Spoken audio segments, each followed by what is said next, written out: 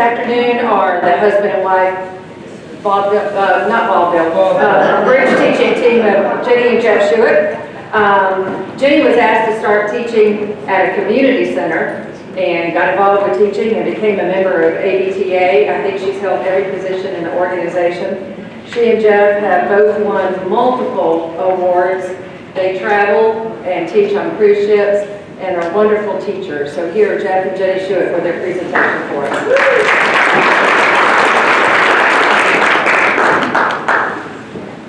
Good afternoon, welcome. She told me last night, why don't you just do it? She wouldn't even come up and stand up here with me, but later on she will. So, for those of you who have been members for a few years, in Toronto in 2017, we did a similar presentation on a different topic, totally different, on card combinations. And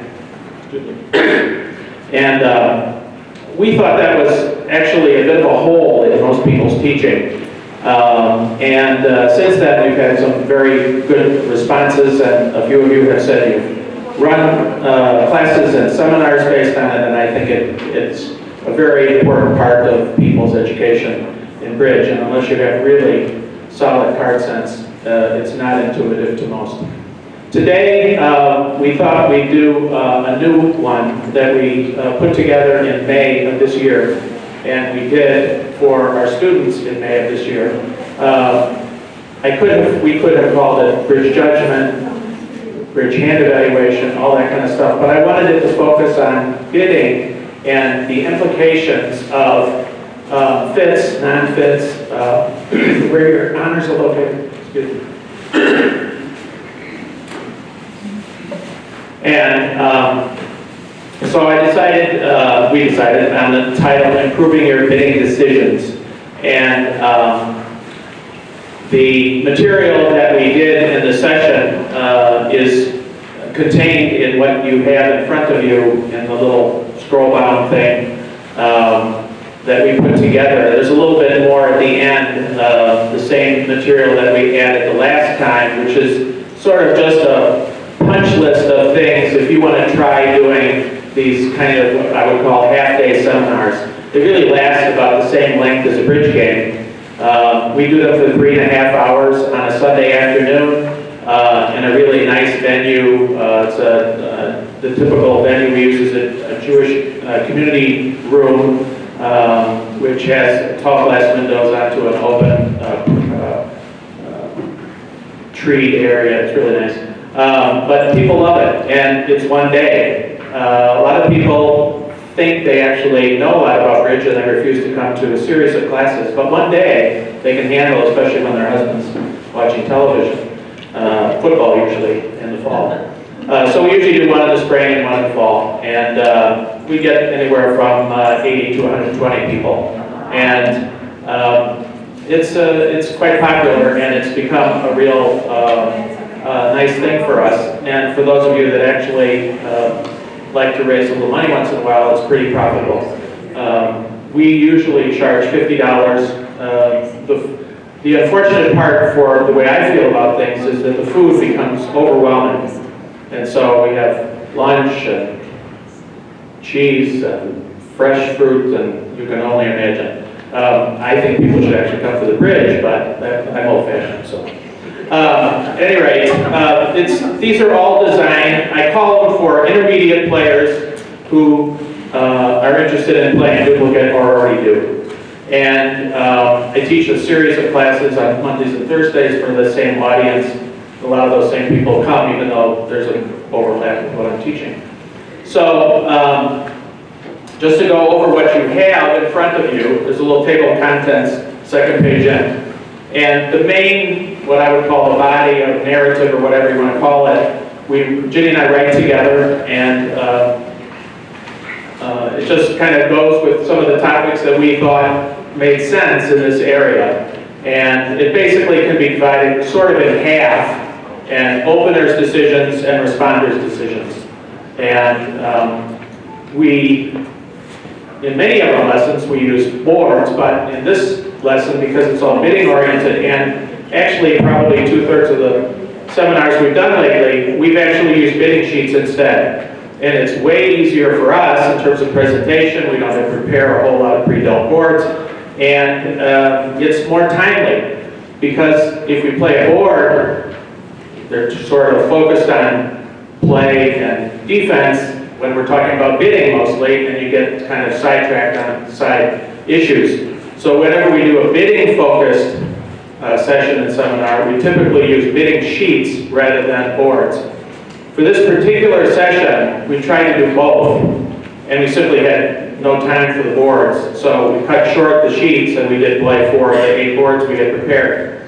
People like to play cards with cards in their hands, but time-wise, it really is more efficient to use the bidding sheets. And so we're actually going to do that today. So just to reiterate what Mike said, the person that's going to be your partner is kitty corner across the table, not the one across the table from you. Because otherwise you end up talking across purposes. So at least you can talk quietly to the other person in the kitty corner, and it actually works out well. So there's some handouts.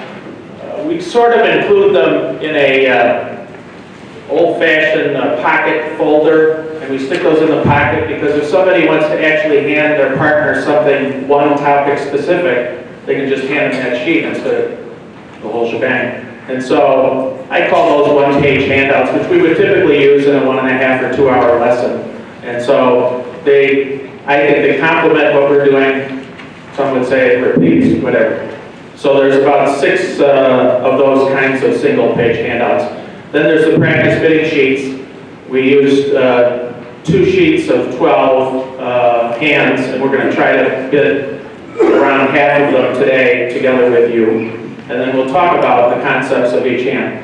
And then at the back, as I said, there's a little section on issues in running a seminar like these, and then the topics that we've chosen to run. And we've been doing it for about 10, 12 years now. And usually, like I said, two or three a year. Okay, so I decided kind of at the last minute to put these little colored things on, and they aren't streamers, but when we kind of shift to a different part of the material, if you want to follow, it'll be easy for you to jump to it.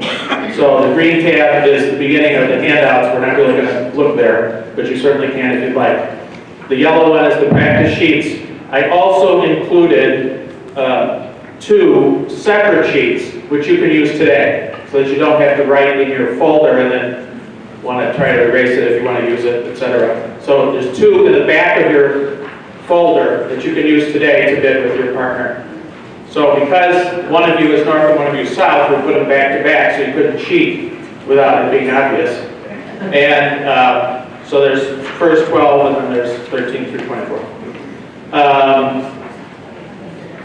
So let's begin. I wanted to encourage you. I'm not about to read this to you, but I am going to focus on a few important issues, I think. And it never ceases to amaze me. People come to sessions that have a specific focus, and afterwards they come up and they say, I never expected to learn about this or that, which had little to do with the subject, main subject of the session. So if you have questions, feel free. I'm not against answering questions. We can't go down the road. We don't have that much time. And the time allotted is less than half of what we would do to do this session. But I'm not going to dwell on most of the teaching aspects because hopefully they're not new except for one specific area that might be to many of you. Jeff, So, yes. sometimes you get an echo. Maybe you could step back just a couple inches or something. Okay. All right.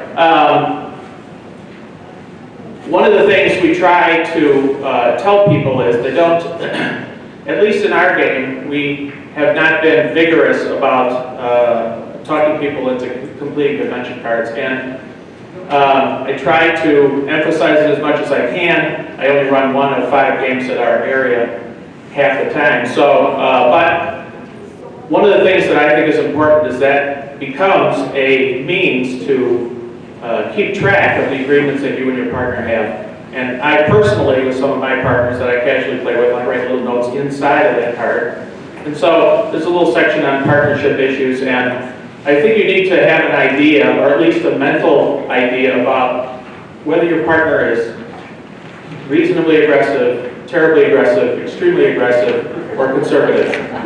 Because most of us are somewhere in the aggressive to insanely aggressive mode most of the time. But, you know, sometimes we play with different partners and you have to play a different role depending on what your partner is. So I'm not going to go over the rule of 20. Most of you know that, and it's outlined here with some examples.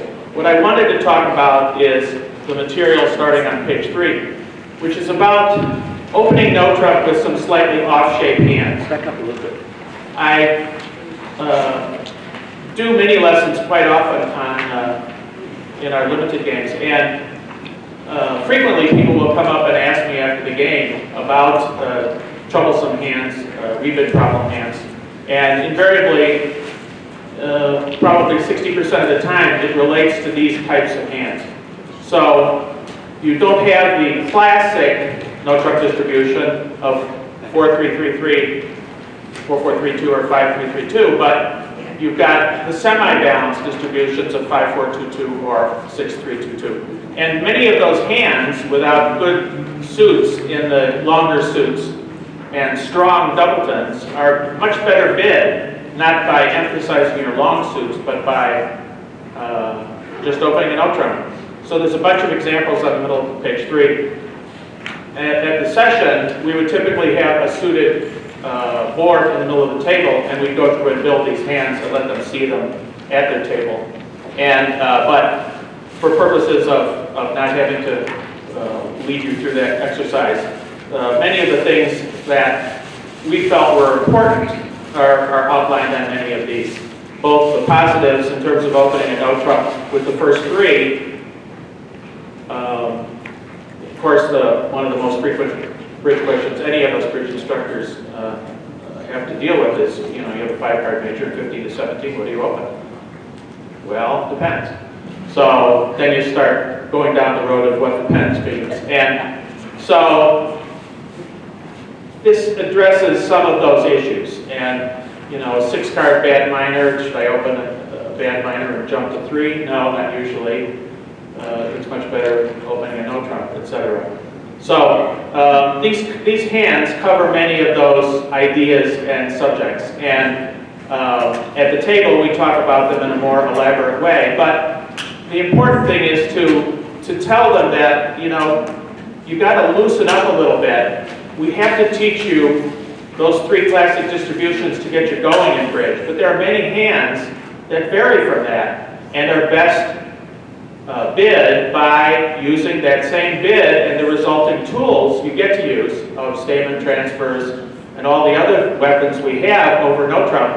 One of the reasons why we stress them so much is that they come up with great frequency, and you can best gauge where you belong on those types of hands. So I tell people all the time, don't look for reasons not to open no trump. Embrace it and look for as many hands as you can to open no trump and your partner, and you will bid more accurately more often than you can ever imagine. So the more difficult thing is when you're thinking about opening 2 no trump, and then we have issues about singleton honors. I'm not personally a big fan of suggesting singleton honors with 1 no trump. I tell my students when they ask me that question, since the XCBL changed the rules 3 years ago or so, I personally would probably not do it unless I had a singleton honor and a minor, because there's too much chance your partner's going to transfer into a major and drop you, and there you are in your 5-1-5. But a minor, they'll always have 6 in theory when they transfer you to that minor or bid the minor. And so you've got some extra protection against that coming back to haunt you. But opening 2 no trump, and I really kind of like the comment that was made, I think, when there was some writings about the change in the rules. And they said they were just sort of making it the bridge population aware of what bridge experts have been doing for years. And there's a story about, you know, Max Broadwell getting up in front of a group like this and talking about their tendencies, and somebody presented with a hand and said, the king of whatever. They said, what do you open? He said, 2 no trump. What's the problem? So it's interesting. The game is fascinating. So on that page, there's a number of issues about opening to no trump, either upgrading your hand based on a 5-card suit, looking at all of those many tennises you have, and whether you should, maybe with 19 points in a 5-card major, but tennis is in every position, do something else, like opening 2-no. There's a lot of protection, and I try to emphasize with my students as much as possible that having the strong hand declare is a huge advantage. And you will find yourself making more tricks than you'll ever imagine if you angle toward that happening more often than not. And on all those 19-point hands, when you're opening and raising your partner's 1-no trump to 3-no trump, you might have considered, I'm not saying everyone, but you might have considered on many of them opening 2-no trump yourself and end up with a strong hand playing. I can't tell you how many hands I've watched, and I'm sure you too, where the king-jack doubleton gets led through and bad guess turns into down many when you just had 9 tricks with the lead coming into that holding. We talk a fair amount about opening 2 clubs. I'm sure with your students you also have an issue about, there's certain of them like to open every hand of over 19 or 20 points, 2 clubs, because they think their partner's going to pass all the time with a wonderful hand that's going to be at least game and maybe even more. I don't see that happens too often, but they think so. And so we put in a section about whether to open 2 clubs or not. And there's a lot of this material on page 5 is originated from Karen Walker. For those of you that have, I'm sure you've seen her articles in the bulletin. But she has a good website that she's had publicly available for probably 35 years. And a lot of very good, thoughtful material about teaching bridge. She's not in a major metropolitan area. She's in Champaign, Illinois, but she's a very fine player and a good teacher, good thought leader, if you will, about ideas about bridge. So we felt that we wanted to include 2 clubs, even though it really wasn't the primary focus of what we were talking about, but we wanted to get more people sort of attuned to how best to bid. So, what we would like to do, and we wanted to involve you personally with the experience of what this is like, to see whether you feel it would work with your people and your students. So what we would like you to do, and as I mentioned, we're going to bid kitty corner, so if you happen to be in the wrong seat, feel free to move. There's a bidding sheet that says practice sheet number 1, or decisions practice number 1. For my feeling, I think whoever's sitting, well, my suggestion when somebody asked me an hour ago was, this wall, the welcome, is north, and the other side south. So my suggestion is that north uses the north hands, south uses the south hands, and the person that's your partner sitting the opposite direction, east-west, uses the opposite north or south. And what I would like to suggest is that you actually take these sheets, the loose ones, and bid the first 6 hands, 1 through 6. It's on the sheet. So the first 3 hands, you have to make note, the first 3 hands, north is the dealer, 4 through 6, south is the dealer. So we get everybody to get an idea about making some decisions based on the hands in question. Yes?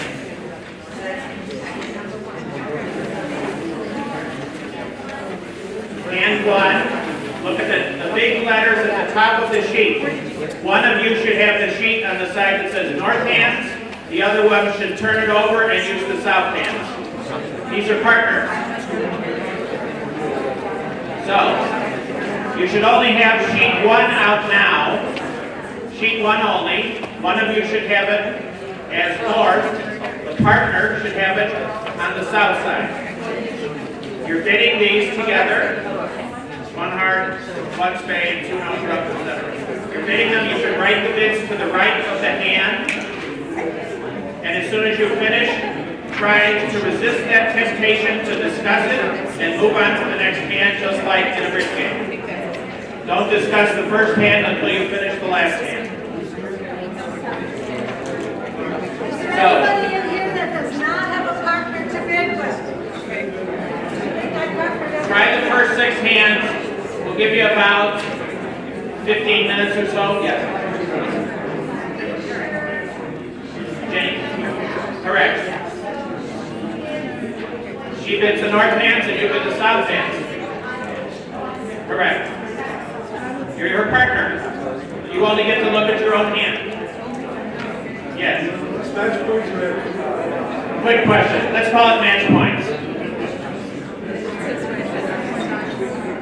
Let's try match points. So bid hands 1 through 6 on practice number 1. Good luck.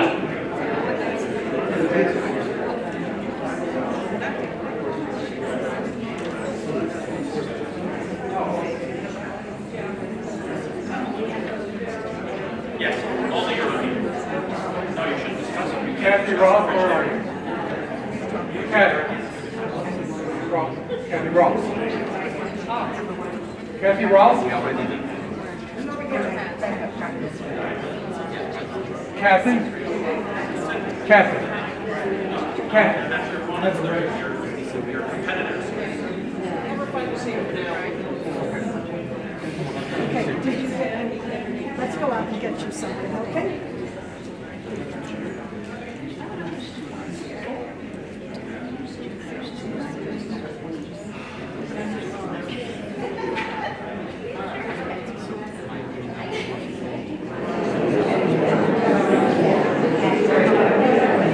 Everybody done? We ready to talk about it? Okay, so the way we do this is that Ginny is one of you and I am the other.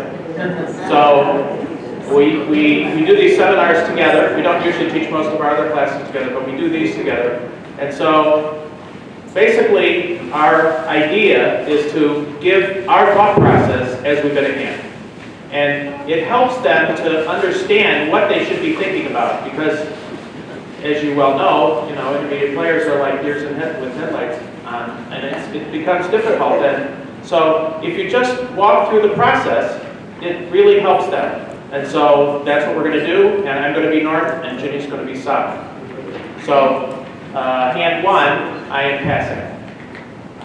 Yes, we give you a hand and pass. Okay, again, all of these hands, the opponents are not bidding, it's just you and your partner. So it's to me, and I decide, I've got an opening hand, I open 1 club. And I'm going to bid 2 no trump. Hand 1. Hand 1. North has 12 high card points at 4-3-3-3 and 8 losers, and I'm passing. 12. 8 losers. 8 losers, 4-3-3, bad spots. It has every indicator to be conservative and pass. Now, some of you may have opened, but that's fine. That's what we're doing with our group back home. We're showing them that perhaps they should not have opened the hand, okay? It's all about opening and the first response by responder, which we'll get to in a second. But this is all about opening. The minute you start teaching your students you can open some 12-point hands, they gravitate toward opening every 12-point hand. Just like when you tell them you can overcall some 8-point hands, they overcall every 8-point hand with 10-5, and the 2 level. Vulnerable against not vulnerable. It doesn't matter.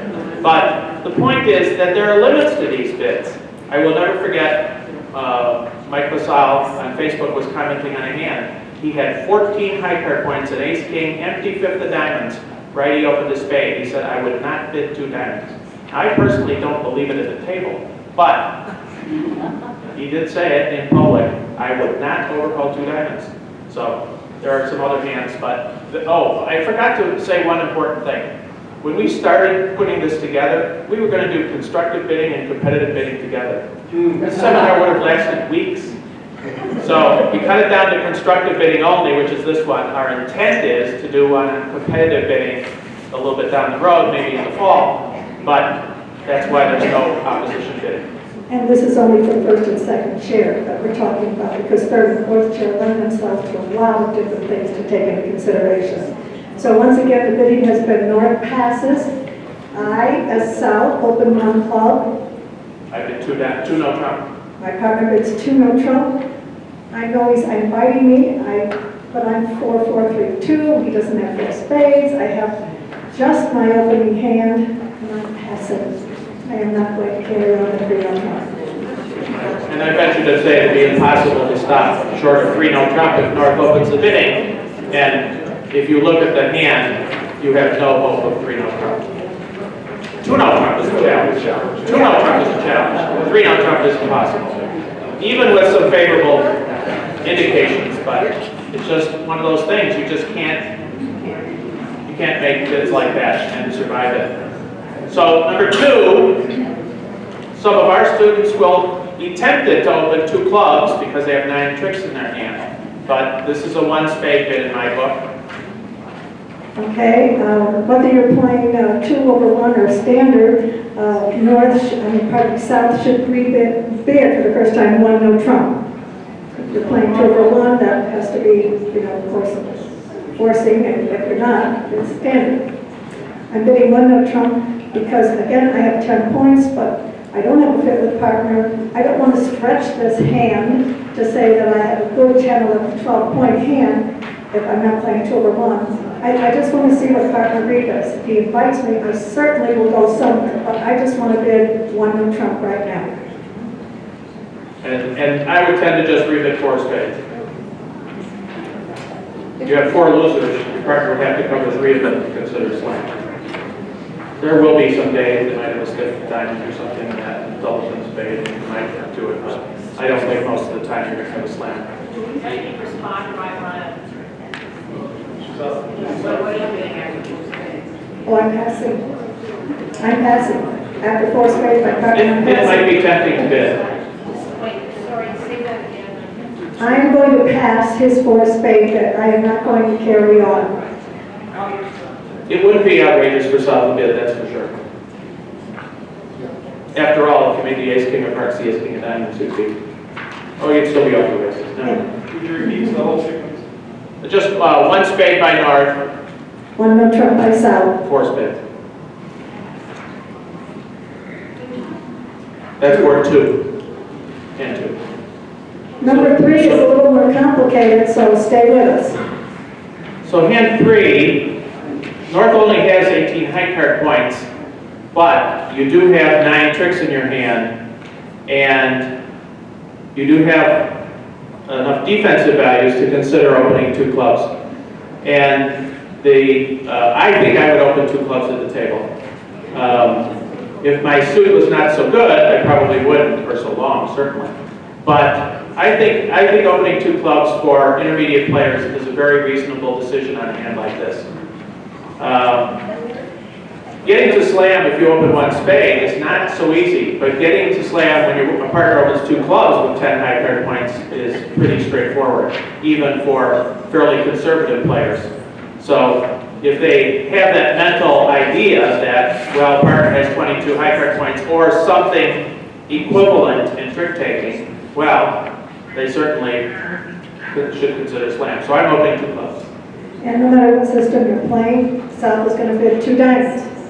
And North is bidding 2 spades. And I look at my hand and I say, I've got 2 quick tricks, I've got a fit with partner. I'm going to make the 3 spade bid, which is more forward going to slam than jumping to 4 spades. 3 spades is much more encouraging.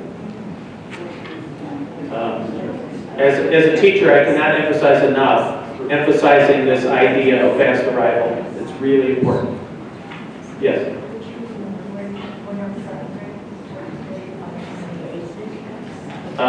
South should not be the one to take over.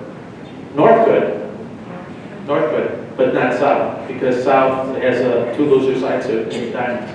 So they should not be taking control. You should avoid that at all costs. So if that's something that your students don't grasp, you have to have a cubiting class. So, at any rate, the start is 2 clubs, 2 diamonds, 2 spades, 3 spades, and as North, I would cubit 4 clubs. It would be okay to bid 4-note trump.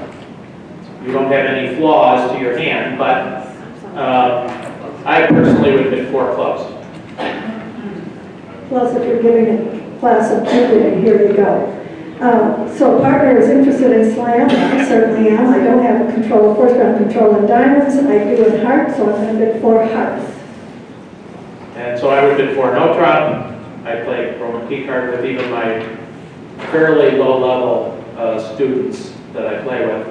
And I think there comes a time when you need to broach that subject with them, but it's important enough, I think you should do it.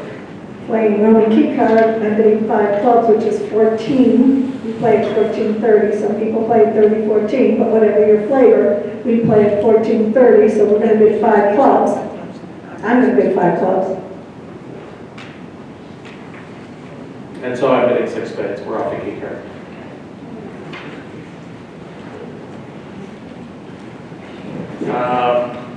Hand 4.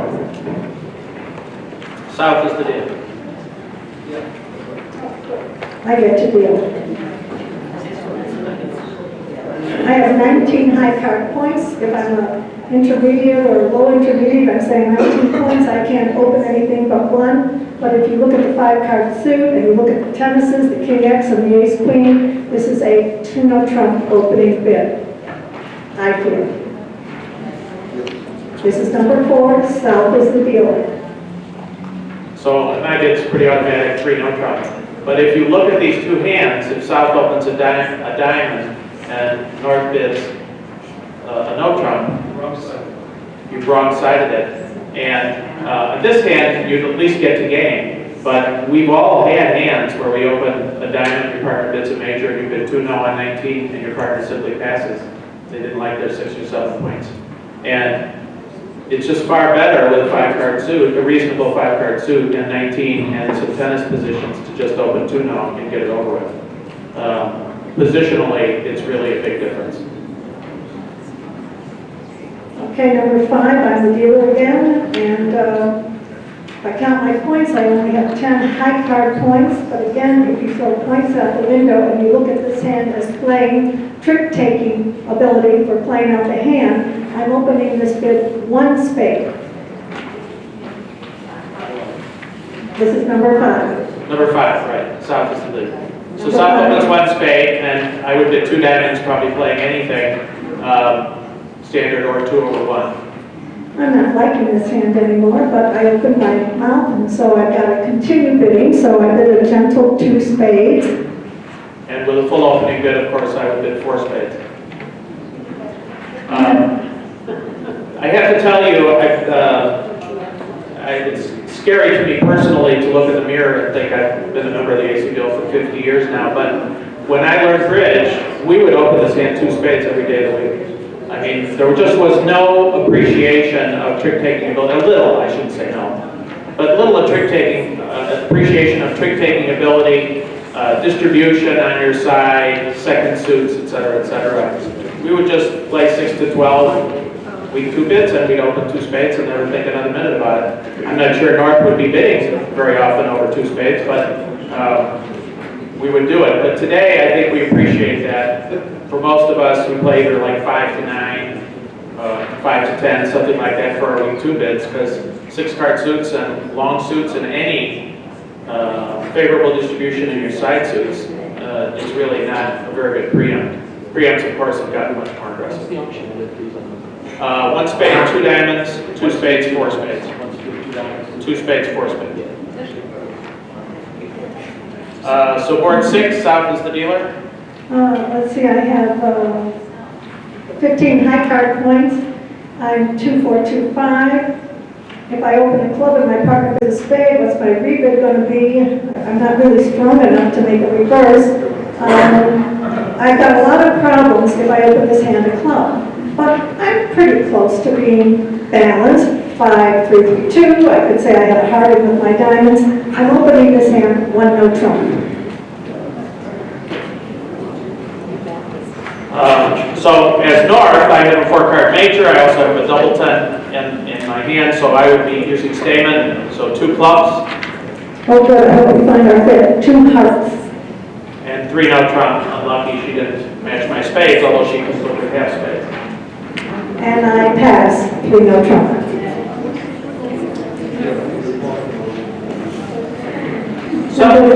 Some hands like this, you also should appreciate the fact that when the person contemplating opening a no trump like South When you have something like ace-10, doubleton, ace-jack, doubleton, those kinds of holdings are enormous when your partner has the complement jack-third or 10-third.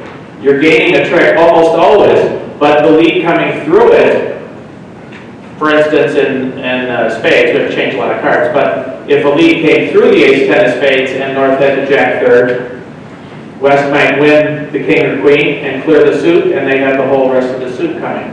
So positionally, opening a no trust with ace and a lower honor doubleton, or even king and a lower honor doubleton, but ace importantly, is an enormous value in terms of being declarative. You really will gain a trick surprisingly often, because the fact that it's your doubleton is often going to be their lead, and if partner has just anything in that suit, it protects a second trick between the two hands. So, those 6 hands just give you a flavor. We're going to try a couple more a little bit later, but give you a flavor for the way it works. And we think it works well, and it's what we did that and discussed it in about 25 minutes, 20 minutes. There's no way you do 6 boards in that time. Yes? What do you use for your program?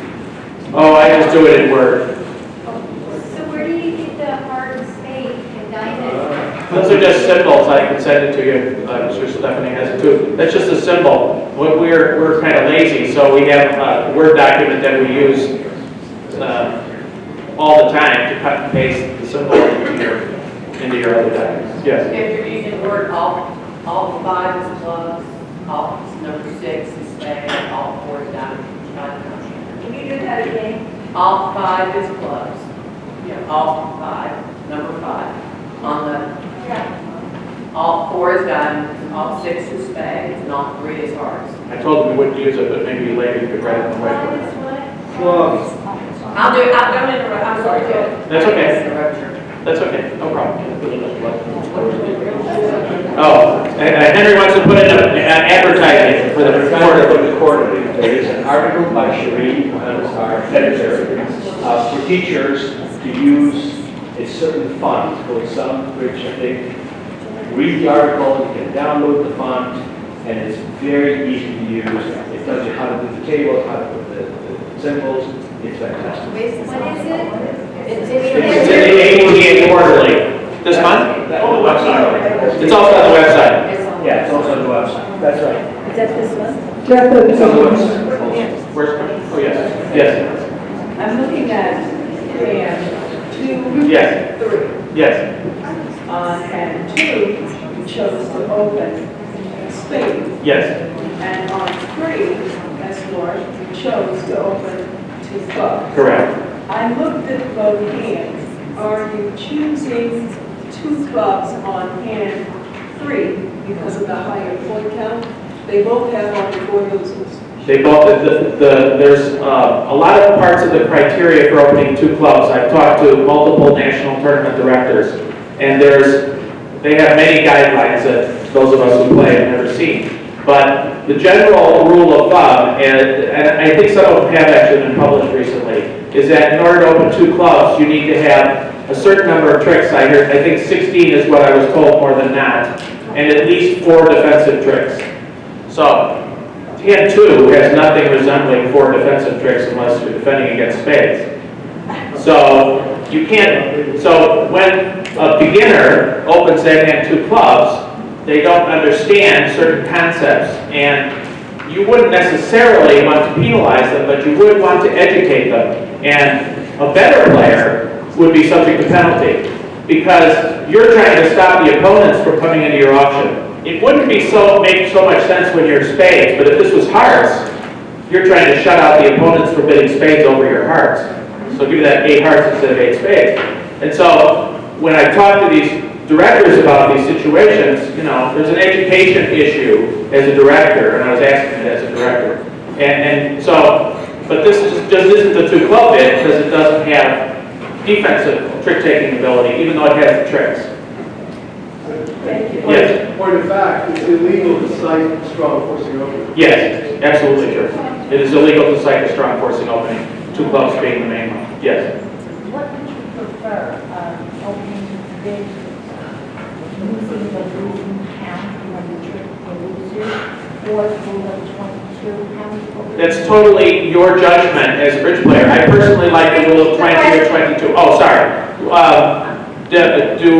I prefer losing trick count or rule of 20, rule of 22, etc. I understand losing trick count. I've read about it many times. I personally do not find it an improvement. I played bridge for a long time. Some would think successfully.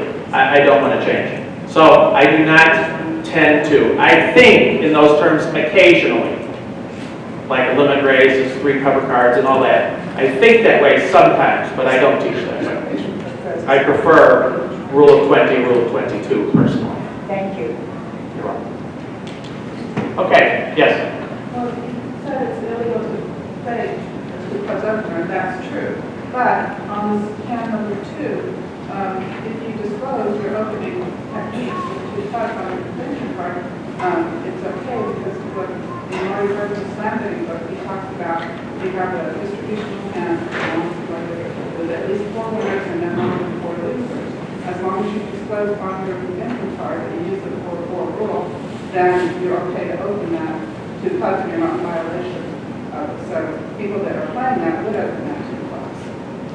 You may be correct, but that would, no director I talked to said that. The question was, or the point was, that if you disclose on your convention card that you open a hand with this, like this, with 9 plus tricks, with less than 4 losers or less, 4 losers or less, you should be okay. I don't believe you are protected. I could be wrong, but the directors that I talk to, who are some of the finest directors in the country by far, they never mention that at all. And in fact, they mention the opposite. It's not the standard, that's why you disclose. I understand, but then we get into alerts and other things too. I don't think the opponents have a responsibility to look at your definition of 2 clubs on your card. I was told by a director once it was said you should alert. Probably. If you're going to do it, probably. Yes. We had a talk one time by one of the top directors, I don't remember which one it was. I think it was Rick. I think it was Rick Todd. I think it was Rick. Okay. I think it might have been before him. But it was on what you can open 2 clubs with. And he put some really distributional hands up there that was okay to open 2 clubs with. Okay. I could be wrong. I mean, But you've got a mark on your card, could be. oh, sure, of course. Yes. Well, it wouldn't, this hand would not be called a site by any director. No, but there's an educational issue that Yeah. your goal may not be to open 2 clubs for purposes of showing your strength, but maybe, especially if we change the suits. Okay, I think that's enough on that topic. I don't want to have the rest of the seminar be on opening 2 clubs. Yes? It's my observation that we have trouble hearing the question, so if you could repeat the question before you answer it, that would help. I'll try to do that, sorry, I apologize. Okay, so we're going to skip ahead a little bit and talk a little bit about responders' decisions. So, there's a fair amount discussing evaluating your hand as your supporting partner in judging how aggressive to be. So this starts at the bottom of page 6, I believe, if you're interested in following. So I'm a big fan of the idea that added trump create added value for shortness. Now, some people do this differently, but I like a lot of Marty's writings, Freddie Bergen's writings, and he has a small 62-page or so book called Hand Evaluation, Punchsmart's Hand Evaluation. And in that book, there's a little table, which I asked him and he said no problem at all, that's in the handout section, the green tab. It's the 3rd of the handouts, 4th of the handouts, something like that. Oh no, it's the first one, I'm sorry, first one.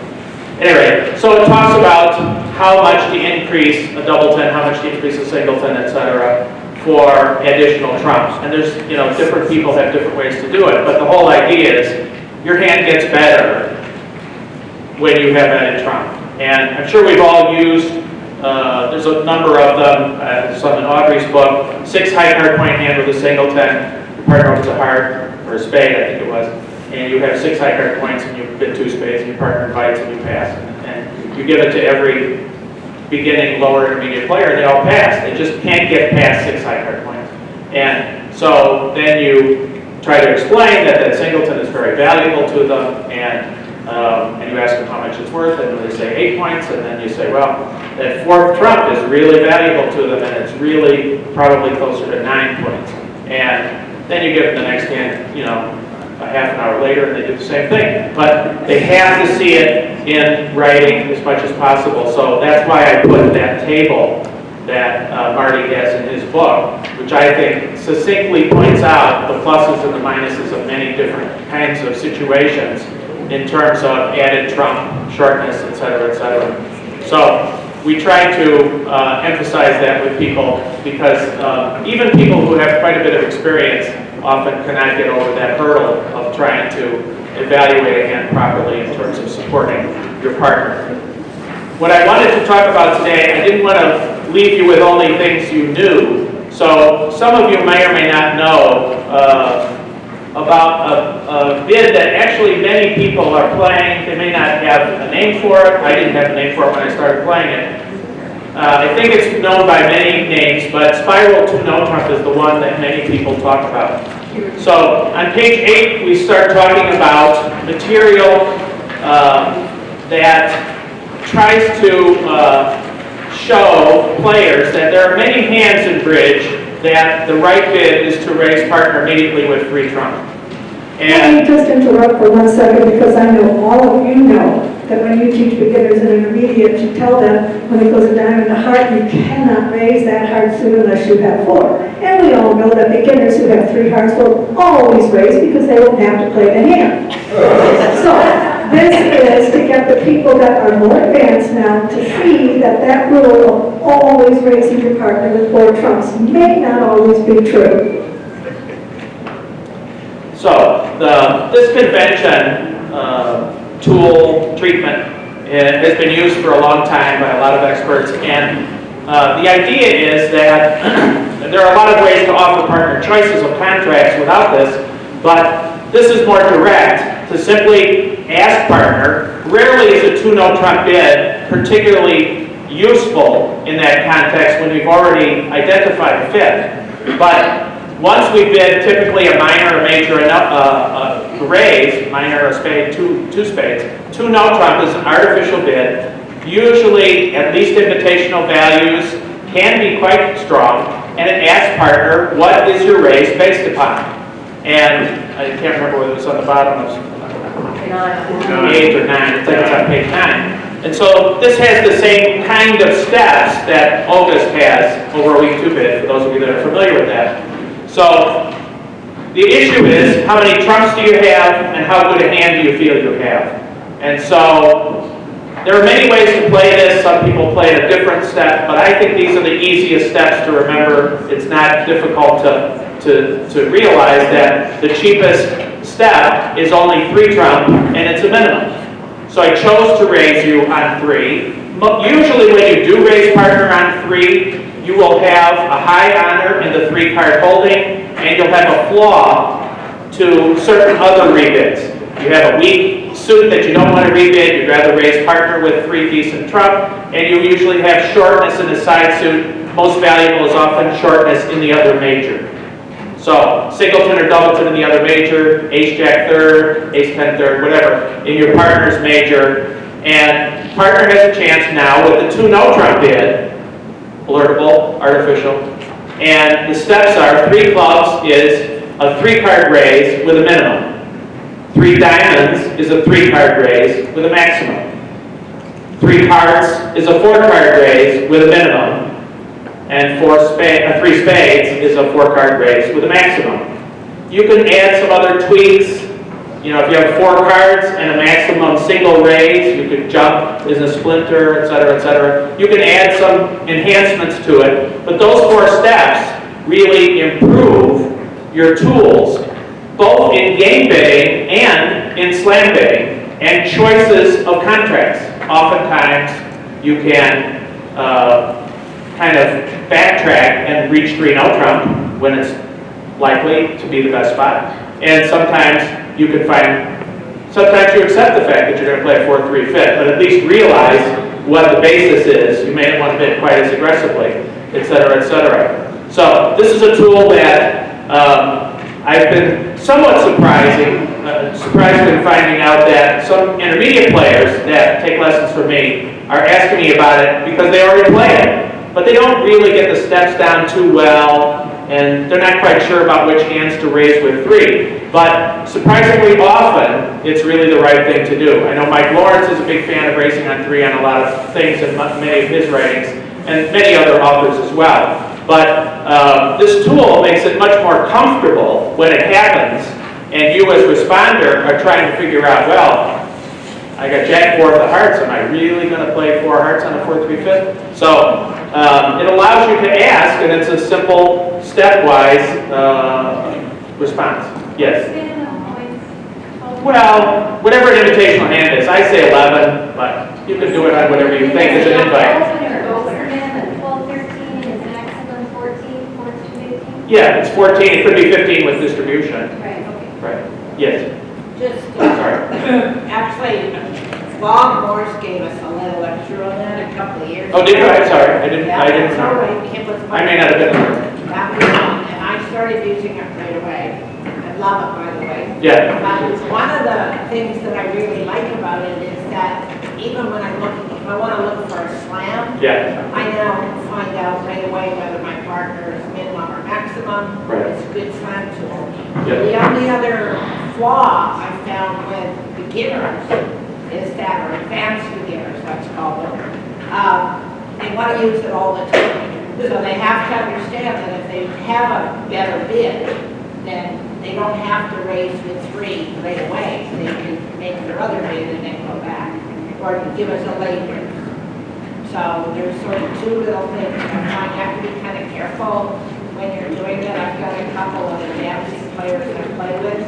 One understands completely, the other one bids it every time. Well, at least they're practicing the steps. Yes, sorry. What is the charge? It's up to you. It's up to you whether you want to use no trump or whether you want to use spades. You know, if you get into the help suit game try issue, if you're going to use 2 spades as the game try with steps, are you going to use 2 no trump as a help suit game try spade? It gets a little cloudy for most players, but I think for ease, for most players, you just use 2 no trump all the time. Obviously, if your partner, if you always have an invitational hand, and your partner's only bid to go past hearts is spades, they're maximum with 4 hearts anyway, so you're going to bid 4 hearts, usually, unless you don't slam. Yes? The nice thing about spiral is that it's similar for August. Yes. It's the same as. What was that question? The question, the point is that the steps are similar to August. Yes. You know, bad, good, bad, all the steps. It's a similar idea in terms of what the steps are in terms of meaning to an August response after a week 2 bid. Okay, I think we'd like to try it. So, what I'd like you to do is, you did so well the last time. Don't prove me wrong. If you think you can do it, let's do 13 through 19. It's the second sheet. Change sheet. It's sheet 2 now. Starts on 13. So we're going to do a couple of different types of hands, and then you're going to have a chance to practice spiral 2 no trump. So 13 through 19. Don't forget, your partner's kitty corner. One of you is north, one of you is south. Don't look at your partner's hands. And don't discuss any hands until you're done with all 7 hands.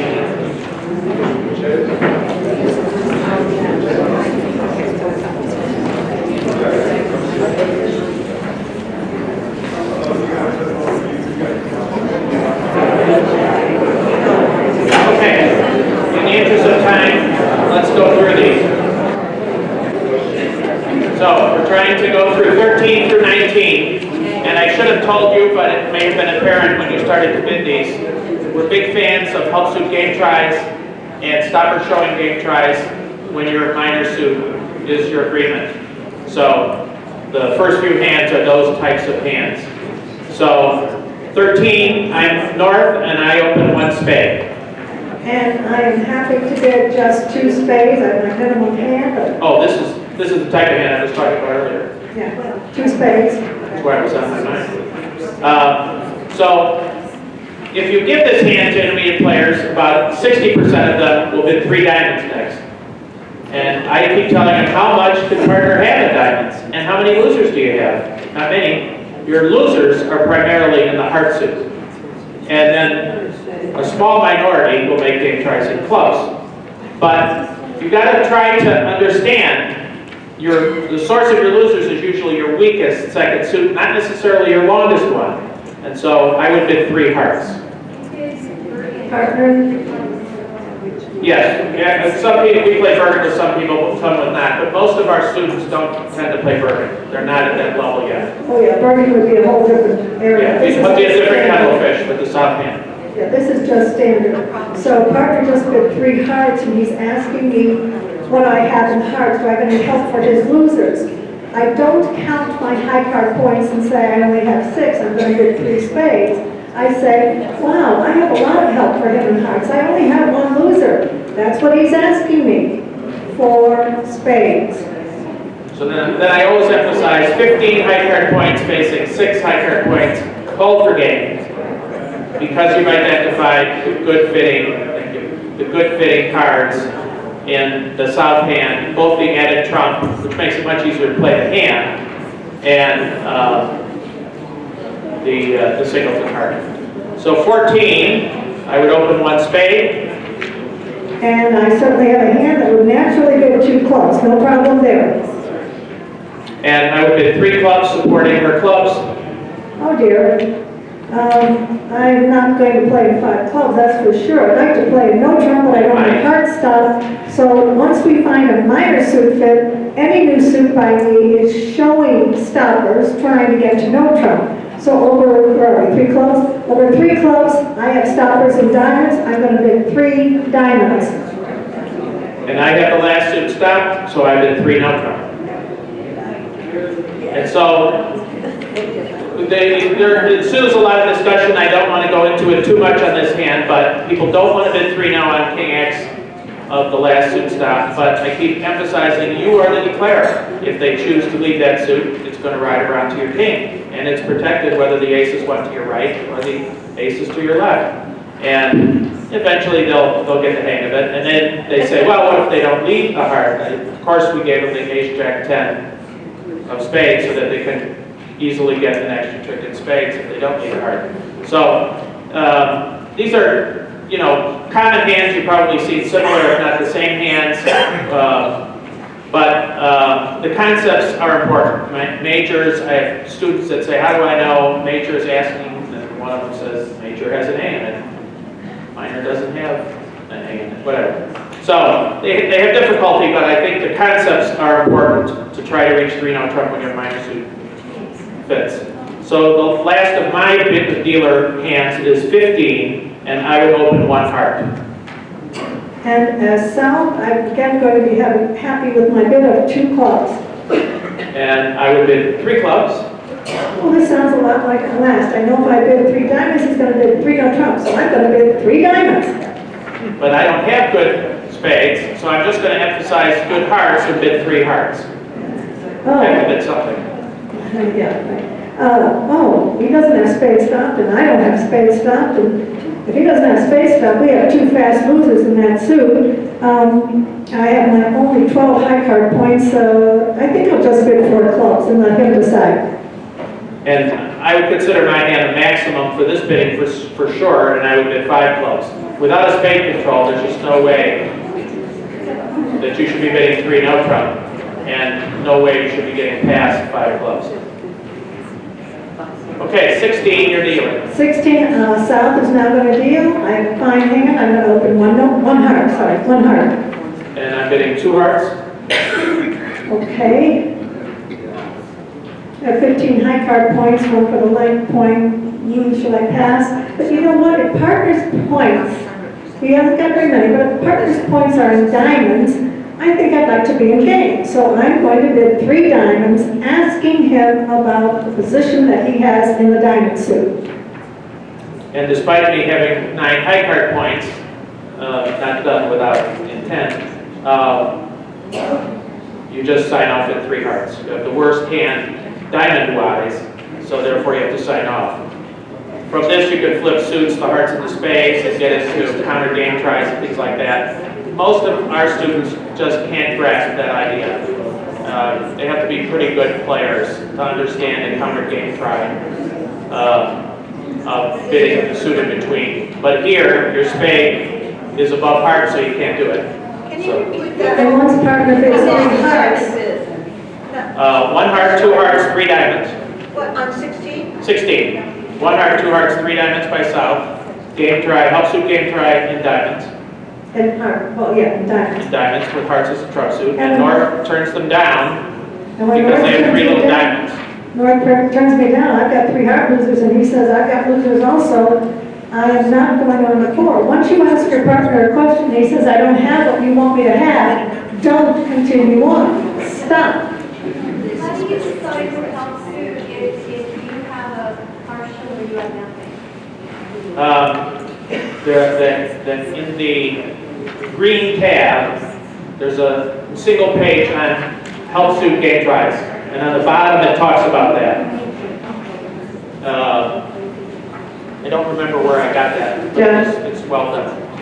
Okay, 17. 17, I'm a dealer again, I'm going to open 1 spade. And despite my 6-card suit, I'm bidding 1 no trump. Okay, so I'm going to tell the partner the rest of my hand, I'm going to bid 2 diamonds. And I'm going to now mention my suit because my hand had a cap on it. By bidding 1, starting with 1 no trump, so now I'm bidding 2 hearts, natural, long suit. And I can't panic and run away from this bid. I can't go to no trump, I can't say suit that I have again, and partner should not be bidding this bid unless he has 6 of them. So I'm passing 2 hearts. Do not run away because you have a singleton. So this brings up my favorite bridge quote. Misfit hands are best played in the long suit of the weaker hand. Misfit hands are best played in the long suit of the weaker hand. Okay, 18. 18, my dealer again. Okay, 1 diamond. 1 spade.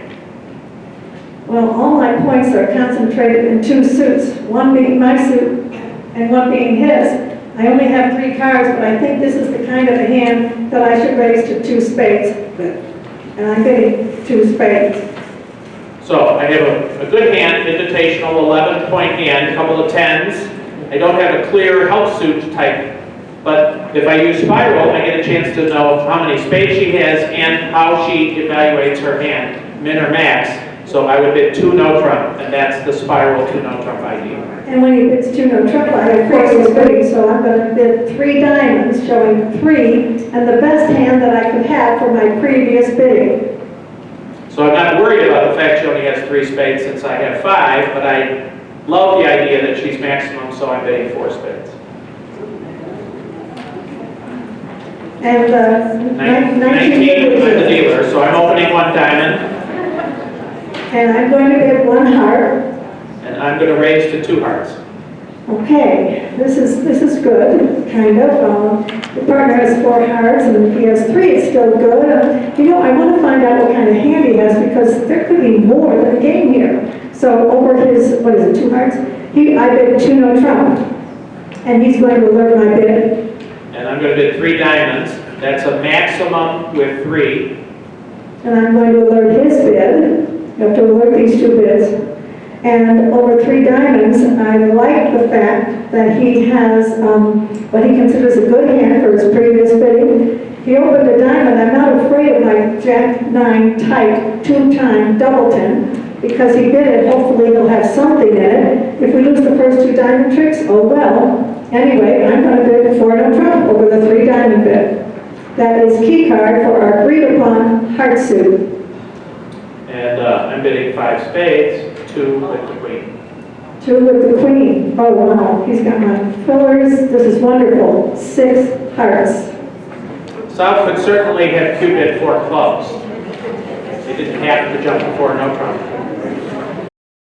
So hopefully maybe you learned a little bit, a new thing. It's really a good bit to try, even if you don't want to teach it. I suggest you try playing it. It's really a valuable tool. Yes, Brenda?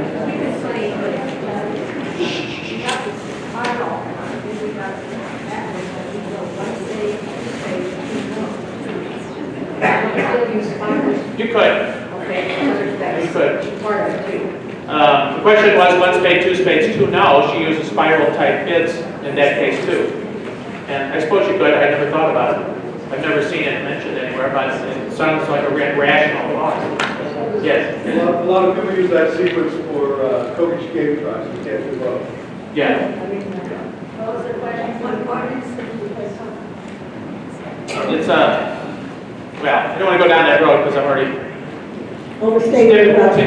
tipping over my time, and I don't want to take any of Robert's time. So we hope that you found some interesting tips. You should consider, when you're doing bidding lessons, trying bidding sheets. We found them to be quite successful. There's a little bit of resistance the first time, just like the first time people pick up a bid box. I say with bidding boxes, you hate it the first half hour and you love it the rest of your life. Bidding sheets are a little bit the same, but it's very effective in classes because you can cover a lot more material that people are actually participating in than if you use an entire hand and have them play, because you get tied up in the play and the defense, et cetera, et cetera. So thank you all for listening. There's a little break now, about 15 minutes. Have a good tournament.